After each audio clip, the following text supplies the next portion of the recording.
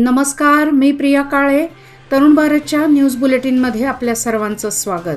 आता पाहूया ठळक घडामोडी. आज चैत्र पौर्णिमेच्या दिवशी श्री शिवप्रतिष्ठान हिंदुस्थान बेळगावच्या वतीने पुण्यश्लोक छत्रपती श्री शिवाजी महाराजांच्या पुण्यतिथीनिमित्त अभिवादन करण्यात आले.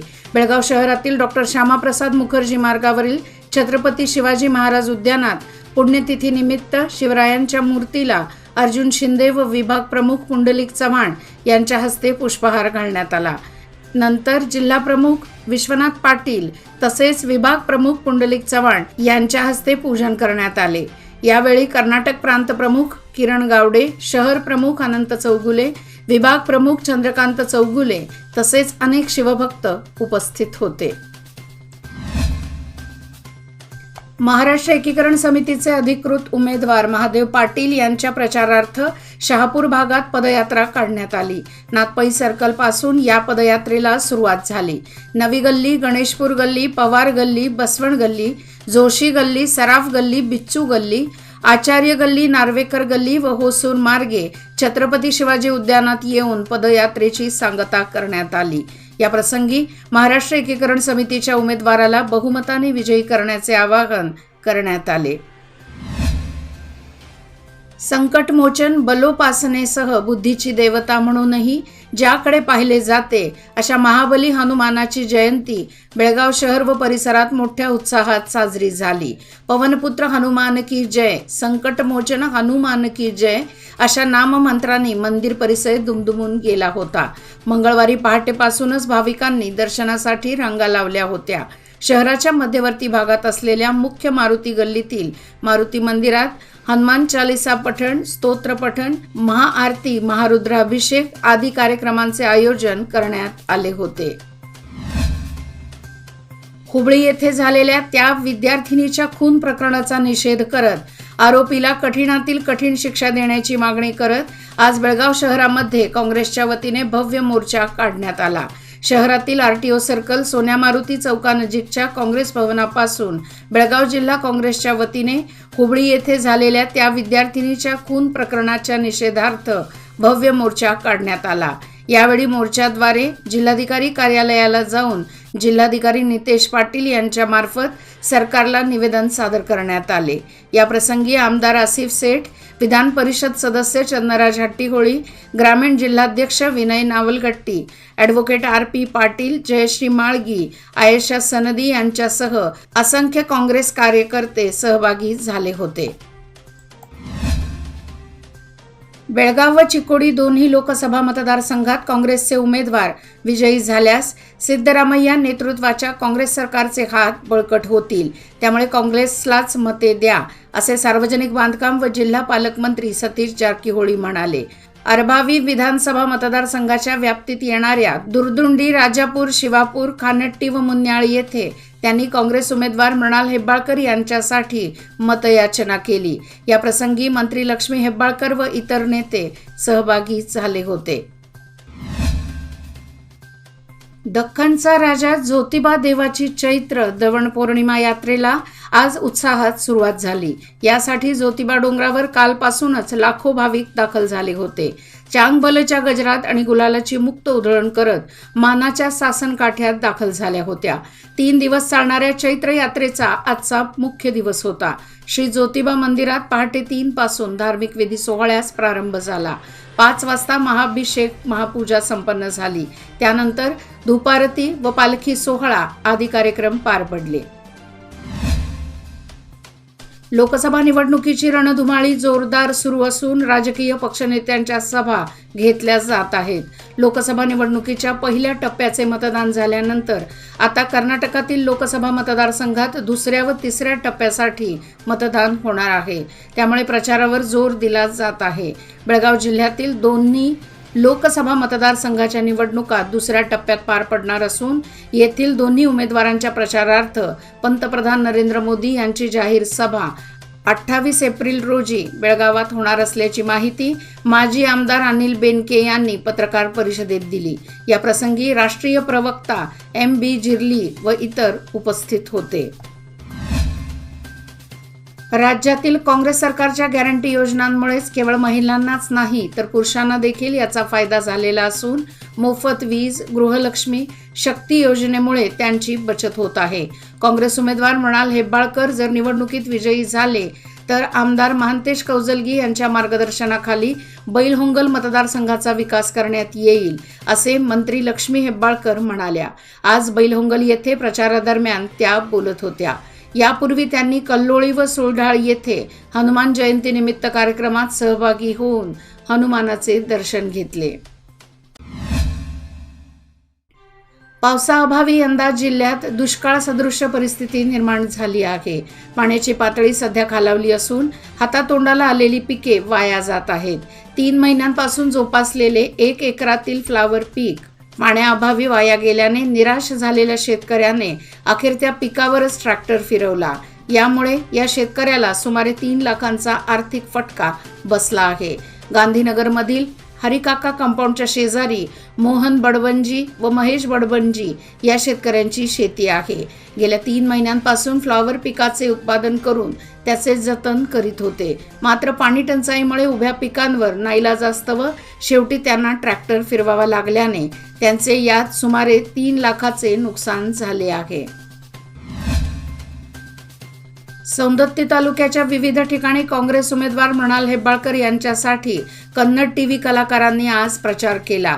सत्तिगेरी, गुडुनमगेरी, सोप्पडल आदी भागात प्रचार करण्यात आला. या प्रसंगी कन्नड टीव्ही कलाकार मेघा शेट्टी, मौना गुड्डेमने, भव्या गौडा आदी कलाकारांनी बेळगाव काँग्रेस लोकसभा उमेदवार मृणाल हेब्बाळकर यांच्यासाठी मतयाचना केली.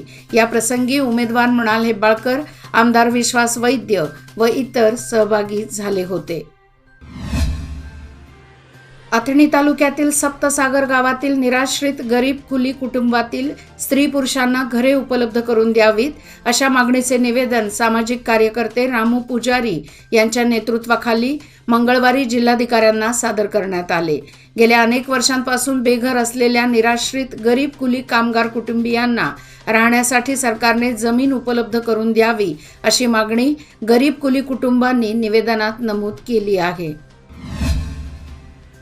बेळगाव शहर व उपनगरामध्ये उपद्रव करणारा चोर अद्याप मुकाटच फिरत आहे.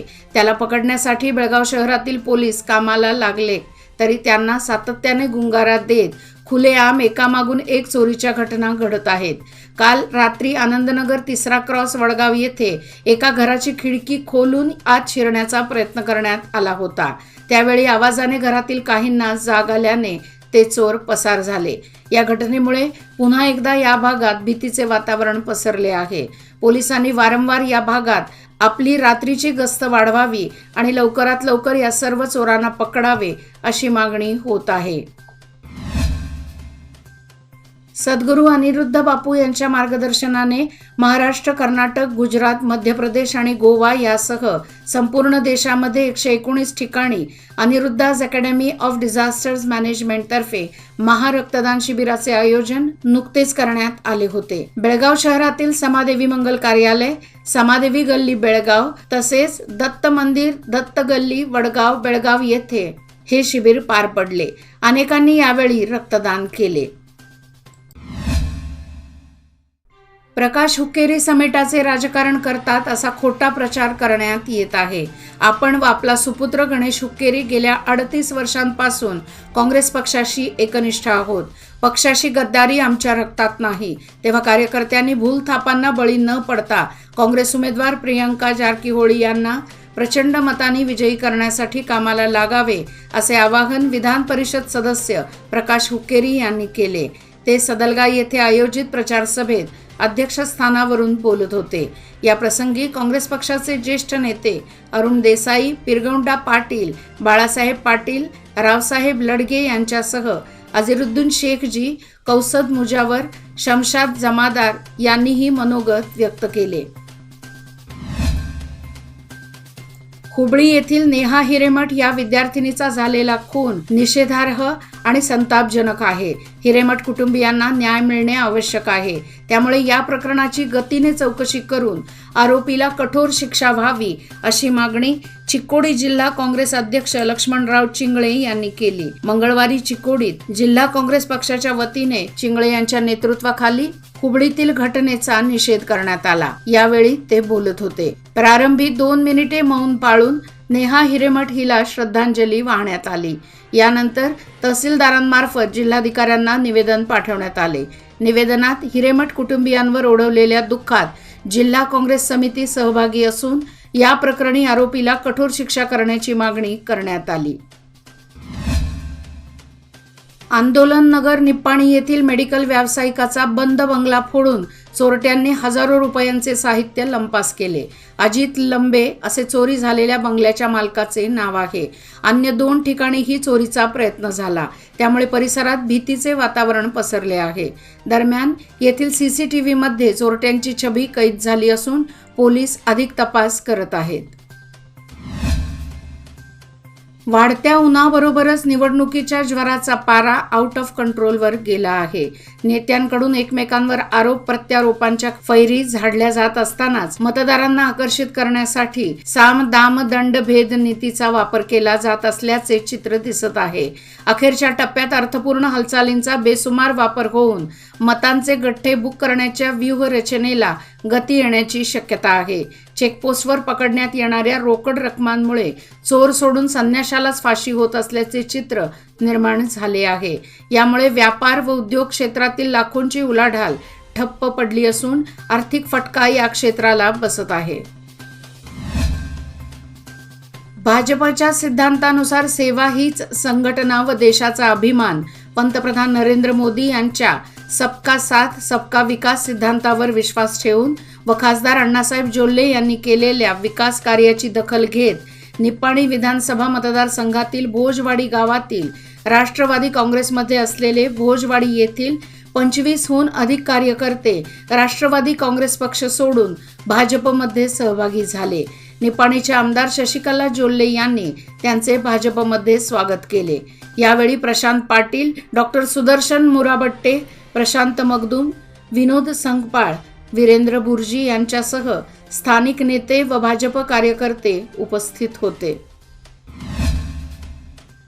गेल्या 4 दिवसांपूर्वी परिसरात एकच वेळा पण समाधानकारक अशा वळीव पावसाने हजेरी लावली। वाढत्या उन्हामुळे त्रस्त झालेल्या जनतेला आणि त्याचबरोबर शेती पिकांना देखील या पावसाचा चांगलाच दिलासा मिळाला। यामुळे समाधान व्यक्त होत असतानाच आता वेदगंगा नदीला देखील काळम्मावाडी धरणातून मुबलक पाणी सोडण्यात आले आहे। यामुळे ऐन उन्हाळ्यात बंधाऱ्याबरोबर वाहणारे पाणी दिलासा देणारे ठरत आहे। दुथडी भरून वाहणारे पाणी वाढत्या उन्हाळ्यातील पाणी समस्या कमी करण्यासाठी पूरक ठरत आहे। असे असले तरी उपलब्ध असणारे पाणी जपून वापरण्याची गरज व्यक्त होत आहे। याचबरोबर आजचे बातमीपत्र इथेच संपले। अधिक माहिती आणि ताज्या घडामोडी करता पाहत रहा तरुण भारत न्यूज चॅनल। तसेच आमच्या चॅनलला लाईक, शेअर आणि सबस्क्राईब करायला विसरू नका आणि विश्वासार्ह बातम्यांसाठी दररोज वाचा दैनिक तरुण भारत। धन्यवाद।